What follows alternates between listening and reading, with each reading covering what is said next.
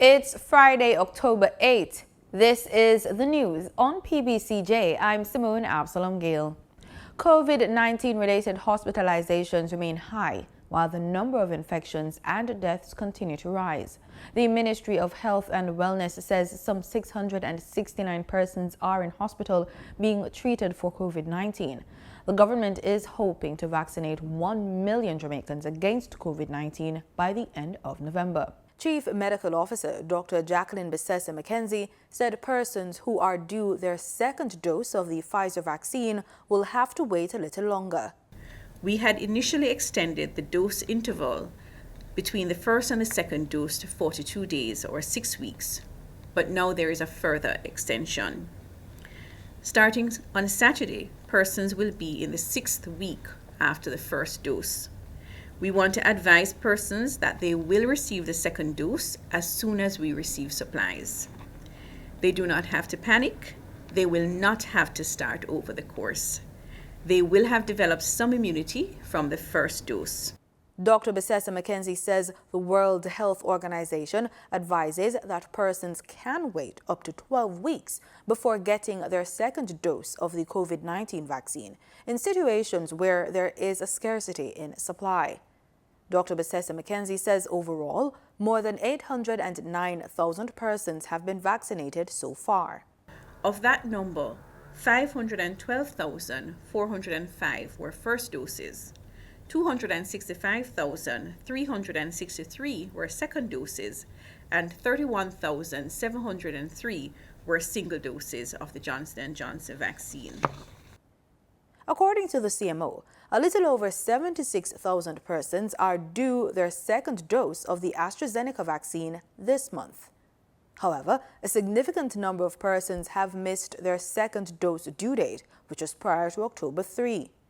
These persons must visit a vaccination site to get their second dose of AstraZeneca. As the Christmas season approaches, we want to ensure that there's a decrease in the need for hospitalizations for COVID-19. The vaccine will protect you against serious illness, hospitalizations, and deaths. People are being reminded that there are 63 fixed vaccination sites across the island and 11 private firms are authorized to administer COVID-19 vaccines. Persons can visit the Health Ministry's website to see those locations, as well as the calendar for mobile vaccination units. Foreign Affairs Minister Kamina Johnson-Smith says the United Kingdom is accepting Jamaica's vaccination cards. So Jamaicans traveling to the UK as of Monday will be able to present their vaccination cards upon entry and be acknowledged as fully vaccinated. The minister added that talks are ongoing to get other jurisdictions to recognize Jamaica's vaccination program. There have been reports recently of Jamaicans who traveled to the UK being required to do COVID-19 tests and quarantine in that country for 10 days, despite their vaccination status. Cabinet has approved the move to draft instructions for the Chief Parliamentary Council to facilitate amendments to the Bank of Jamaica Act. The instructions are relative to the issuance of the central bank digital currency by the Bank of Jamaica. Minister of Education, Youth and Information, Favour Williams, gave that information at a virtual post-cabinet press briefing on Wednesday. Digital innovation has led to the birth of alternative payment instruments, prompting central banks across the world to embark on exploratory projects to study the potential for issuing a central bank-backed digital currency. In Jamaica, the Bank of Jamaica is driving this process. Eat what we grow, grow what we eat. This moniker is one that we have heard espoused in many quarters, but now more than ever, this approach is needed. As the globe struggles to recover from the COVID-19 pandemic, food security is an issue facing nations. At the grassroots, what can you do as an individual to ensure your own food security? One security is that of backyard farming. Our reporter Marlon Samuels speaks with lecturer at the Institute of Caribbean Studies at the UWI, Mona, Dr. Ajamu Nangwaya. The Cultural and Rastafarian Studies lecturer is among a growing population of backyard farmers. Yeah, man, welcome. Yeah, man. So welcome to the operation. As the COVID-19 pandemic threatens the globe and the looming threat of food scarcity hangs like the sword of Damocles, more people are turning to backyard farming. Cultural and Rastafarian Studies lecturer at the University of the West Indies, Mona, Dr. Ajamu Nangwaya, is among this growing population of backyard farmers. COVID-19 is my ally that is helping people to see the wisdom of what I've been talking about, that let's eat what we grow and grow what we eat, you know. And it's a message of survival. That is what's motivated me. We not be independent on overseas relatives sending money to feed us when we in our country can feed ourselves. And we also not going around and begging charity from people so them can take liberty with us. Because as I said, liberty comes through carelessness. So if we can't feed ourselves, we can't have big talk. We don't have to bow and scrape and bow big man and boss and go to MPs and say, boy, you can't give me $5,000 because I'm pitting hungry. No. You grow food in your yard and your neighbor exchange, and you can have an adequate diet. It's about survival and independence. And as African people, that is important to us, because people always take liberty with us, even our own. They become petty bourgeois, middle class, and they start to look down on us. But when you can feed yourself and take care of yourself, you don't have to go out to nobody and beg them. A resident of Gordontown, St. Andrew, Dr. Nangwaya says his passion for backyard farming is deeply rooted in how imperialists treated Jamaica in the 1970s. Rastas introduced me to farming as a young boy in Spanish Town, and I've just maintained that relationship with the earth. One of the probably most compelling reasons why I plant is my experience in 1970s Jamaica, when the Michael Manley administration was trying to assert Jamaica's independence on the international scene and taking position that American imperialism didn't like. For example, supporting Cuban troops in Angola against racist South Africa. The United States put such pressure on us that we thought we were going to starve in Jamaica. For one, people start to marry fast-moving goods with slow-moving goods. If you want a pound of flour, you have to buy some toilet paper, or you have to buy something. So it taught me that for us to have independence in the Caribbean, it is important for us to feed ourselves so we're able to resist imperialism when it comes against us. Dead leaves are a natural occurring organic material and is key ingredient in some of the best compost that can be made. The lecturer explained how to make organic fertilizer from dead leaves. Yeah, this area is my compost production area. As you see, we have a number of piles going on. This is the current one that I'm trying to make. So what I do is, the smaller the pieces of organic material, organic waste, the easier it is for the composting or the breakdown process to take place. So I aid it by chopping up like leaves from a cane, the leaf from the trumpet tree, in order to put them in smaller pieces. So just go around chopping them up.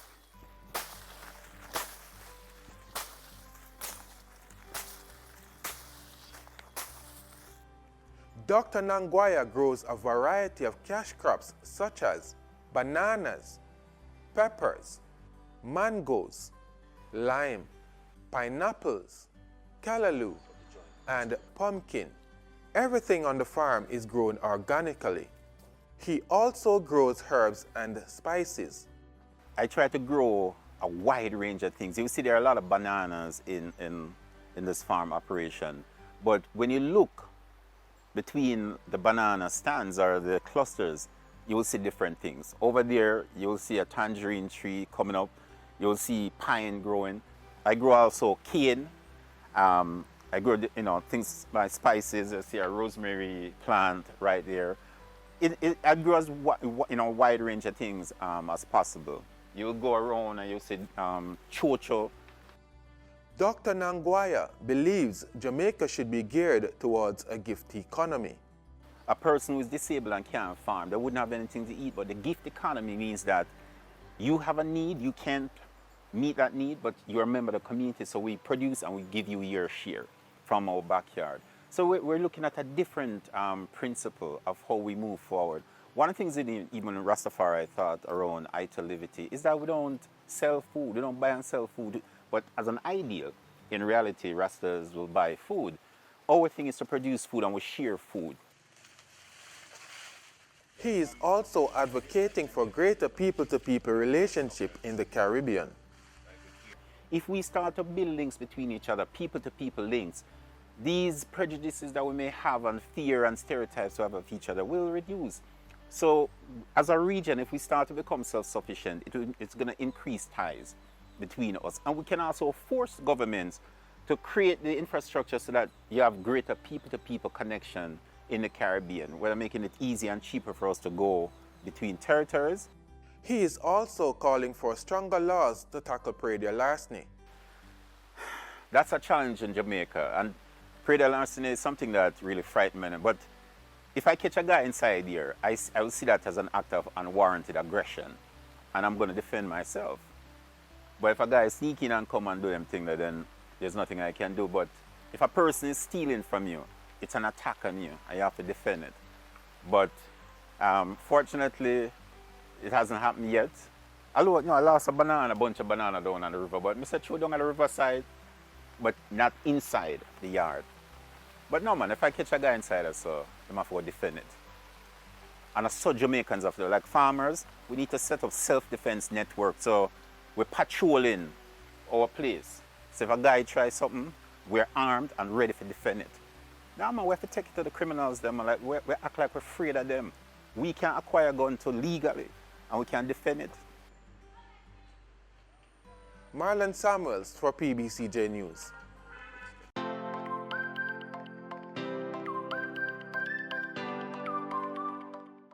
On Tuesday, the Jamaica Stock Exchange listed its fourth initial public offering IPO and 14th security for 2021 with the Sygnus Real Estate Finance Limited.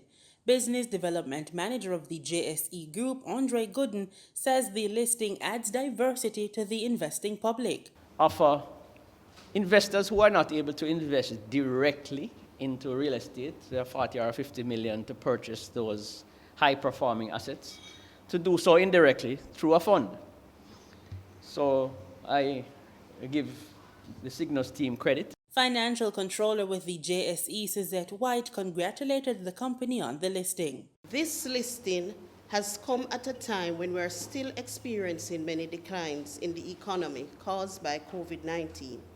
We are therefore pleased that there is continued confidence in the market as a place to raise capital for long-term growth and development. Sygnus Real Estate Finance Limited published its prospectus on July 16, 2021. The total offer was for 207,608,341 shares of the two classes of the ordinary shares in the company, Jamaican dollars ordinary share and US dollars ordinary shares. The offer price were Jamaican $19.30 and US 0.127 per ordinary share. The offer closed on September 10, 2021. The company raised approximately Jamaican $2.4 billion from the offer. Sygnus Real Estate Finance Limited was successful in its application to list its ordinary shares on the JSE main market effective October 5, 2021. This is the first company to list ordinary shares on both main and junior market this year.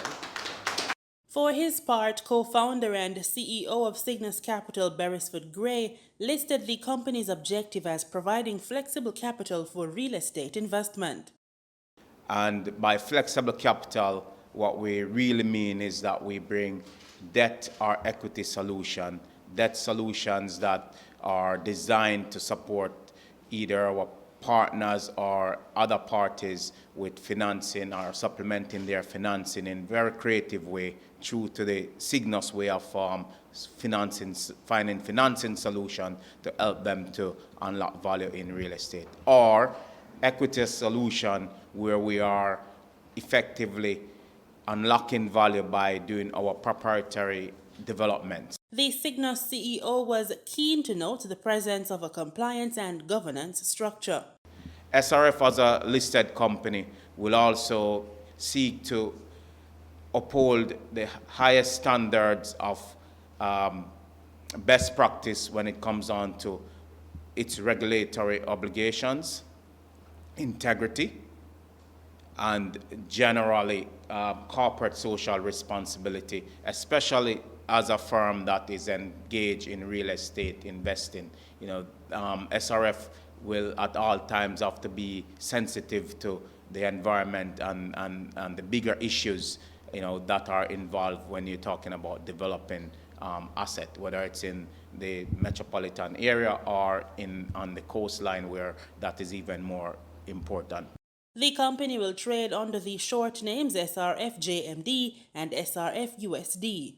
Sagicor Investments and Scotia Investment were the two co-brokers to this transaction. For the Business Report on PBCJ, I'm Gabrielle Thompson.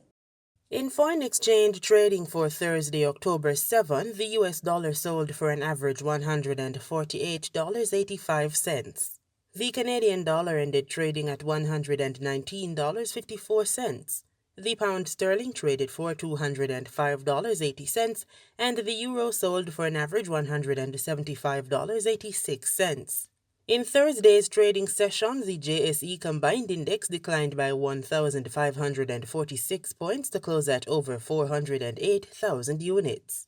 Overall market activity resulted from trading in 93 stocks, of which 34 advanced, 41 declined, and 18 traded firm.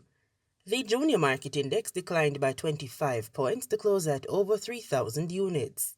Stocks advanced for Access Financial Services Limited, Caribbean Assurance Brokers Limited, and Caribbean Cement Company Limited. Stocks declined for 138 Student Living Jamaica Limited, 1834 Investments Limited, and AMG Packaging and Paper Company Limited. Trading firm were CAC 2000 9.5% preference shares, Consolidated Bakeries Jamaica Limited, and Epley Limited Caribbean Property Fund Limited SCC. Wigton Wind Farm Limited ordinary shares was the volume leader with over 5.2 million units, followed by Mailpack Group Limited with over 4.1 million units, and Dermont Trading Company Limited with over 3.6 million units. In market data for oil, prices rose on Friday, tracking towards a 4.5% gain for the week on signs some industries have begun switching fuel from high-priced gas to oil, and on doubts the U.S. government would release oil from its strategic reserves for now. Brent crude futures jumped 93 cents to $82.88 a barrel. West Texas Intermediate crude futures climbed by 97 cents to $79.27 a barrel. And that does it for this extended edition of the Business Report Inside the News on PBCJ. I'm Gabrielle Thompson. Pleasant viewing. Here are some of the stories from the region. In Trinidad and Tobago, the first ever Institute on Climate Smart and Resilient Development was launched on Thursday. The flagship institute is meant to be a regional virtual knowledge hub and a specialized research center, which will inform countries on a number of climate change issues. Kimberly D'Souza tells us more in this report. The Caribbean was hit by over 110 storms between 1980 and 2016, which signals the need for an accelerated and mitigated approach to climate change. Prime Minister of Antigua and Barbuda and Chairman of CARICOM, Gaston Brown, shared this concerning fact during the launch of the University of the West Indies Institute on Climate Smart and Resilient Development. Prime Minister Brown said the institute will assist the region to fuel climate innovation and build capacity to close developmental gaps. We have suffered extensively at the hands of climate change, and we need to urgently capitalize on the opportunities of this global transition. It is absolutely important, quintessential, that we transition into carbon neutral economies as soon as possible. Vice-Chancellor of the University of the West Indies, Professor Sir Hilary Beckles, said the institute, which is the first of its kind in the region, is a culmination of scientific research, quality training, and public advocacy. The Global Climate Smart Institute, first of its kind, is an innovative institution with a tremendous agenda. It is the first regional virtual knowledge hub.